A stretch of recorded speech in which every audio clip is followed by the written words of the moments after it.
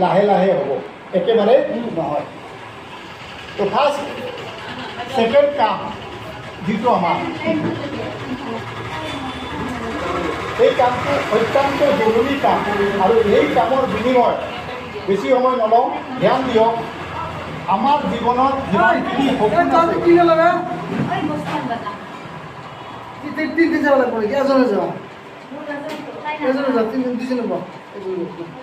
চেষ্টা কৰা, যি আহে আহিব, সেইটো আহি পাইছে, তেতিয়া আহি পাব, গম পাবা।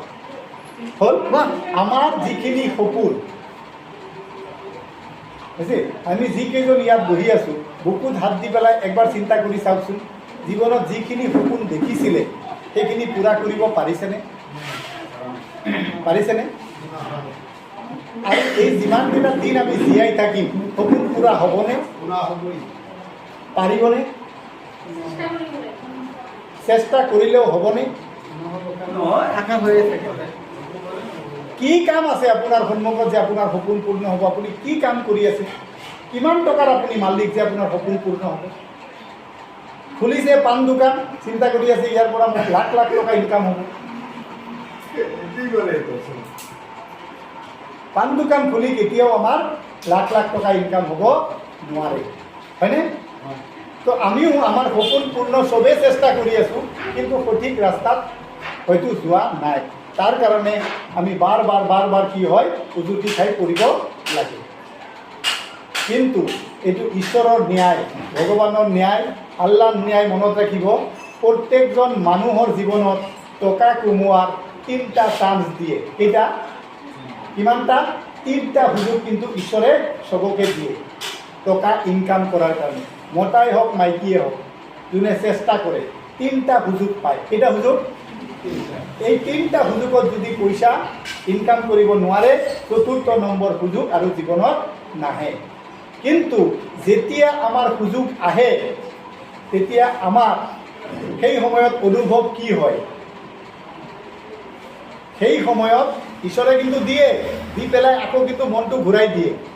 মন ঘূৰোৱাত কিন্তু সদায় এক্সপাৰ্ট, যেনেকৈ নহওক মন ঘূৰোৱাৰ কাৰণে কিন্তু সদায় এক্সপাৰ্ট থাকে। ভগৱানে দিয়ে, দি পেলাই চায় তই কিমানখিনি গ্ৰহণ কৰিব পাৰা, কিন্তু তেতিয়াই আমাৰ লোভটো বাঢ়ি যায়। মনত ৰাখিব, যেতিয়াই আমি কিবা এটা পোৱা আৰম্ভ কৰোঁ, সেই বস্তুতে ভগৱানে এইটো কৰে, কিন্তু আমাৰ লোভটো বঢ়াই দিয়ে। যেই লোভ বঢ়াই দিয়ে, লোভৰ বিনিময়ত আমাৰ অহংকাৰ হয়। কি হয়? লোভৰ বিনিময়ত অহংকাৰ জন্ম হয়। হে মই এইকেইটা টকাৰ মালিক, মানে ইনকামৰ গৰাকী নেকি, ইয়াতকৈ মই লাখ লাখ টকা পাব লাগে, কিন্তু মোৰ যোগ্যতা, কিন্তু মই অহংকাৰ আহি গ'ল। মানে মোৰ ইমানখিনি হৈছে, মই ইমানখিনি পাৰিছোঁ, আৰু মোক লাগে, লোভ বাঢ়ি গ'ল আৰু অহংকাৰ সৃষ্টি হৈ গ'ল। আপলাইনক ক'ব, নাই চাইছোঁ মই, এইটো ইনকামেৰে নহ'ব, এইটো ইনকামেৰে নহ'ব, মোৰ এইটো যোগ্যতা নহয় নহয়, মোৰ আৰু বহুত যোগ্যতা। অহংকাৰ আহি গ'ল, লাহে লাহে পতন। এইটো চান্স গ'ল। কিন্তু দোকান খুলিলে, দোকানত ভাল ইনকাম হৈ আছে, মনে মনে ভাবিলে এইটোত নহ'ব, এইটো ইনকাম কৰাৰ কাৰণে কি ইয়াত দোকান বাদ দি বেলেগত দোকান লৈ যাবা, যে বেলেগত লৈ যাব, নতুন জেগা, ডাঙৰ জেগাত গ'ল। এতিয়া ডাঙৰ জেগাত যেতিয়া যায়, সৰু পুখুৰীৰ মাছ এটা নি পেলাই যদি ডাঙৰ পুখুৰীত পেলোৱা হয়, কি কৰিব? বেছি দৌৰা দৌৰি কৰিব বিচাৰে, বেলেগ মাছে আহি পেলাই গিলি থৈ দিয়ে।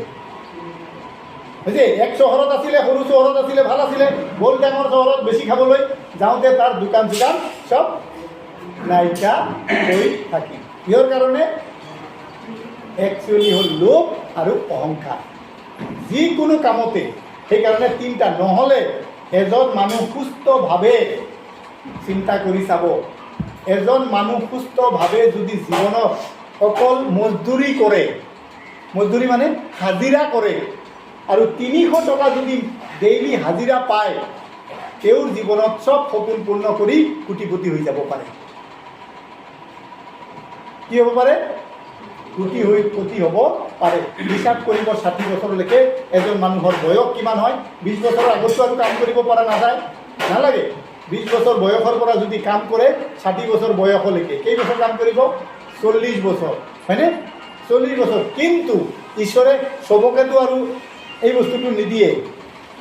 দেখিছেই নহয় হাজিৰা কৰা মানুহবিলাকৰ কি হয়, সি যদি 15 দিন গৈ পেলাই কণ্ট্ৰেক্টৰৰ তাত বা হাজিৰা কৰিছে আৰু 15 দিন ঘৰত আহি এনেকৈ বহিব, যেতিয়ালৈকে টকা শেষ নহয় সি আৰু কামত নাযায়। বুজিছে, 15 দিন কাম কৰি সি 15 দিন খাই শেষ কৰিব, তাৰপিছতে যাব। সি কোটিপতি হ'বনে? হ'বনে? নহয়, লাগাতাৰ সি যদি কাম কৰে তেতিয়াহে কোটিপতি হ'ব পাৰিব। তো অকল হাজিৰা কৰিও মানুহ কোটিপতি হোৱা নজিৰ আছে, উদাহৰণ আছে। কিন্তু দুটা বস্তু ত্যাগ কৰিব লাগিব। কি কি ত্যাগ কৰিব লাগিব? 1 নম্বৰ লোভী, বেছি লোভ কৰিব নোৱাৰিব। যদি বেছি লোভ কৰে তেতিয়া কিন্তু জাগা ত্যাগ কৰিবই কৰিবই কৰিবই কৰিব। আৰু যদি বেছি লোভ কৰে তেতিয়াহ'লে তাৰ অহংকাৰ কিন্তু আহিবই আহিবই আহিবই। লোভ আৰু অহংকাৰ যেতিয়া আহিব পতন কিন্তু অনিবাৰ্য।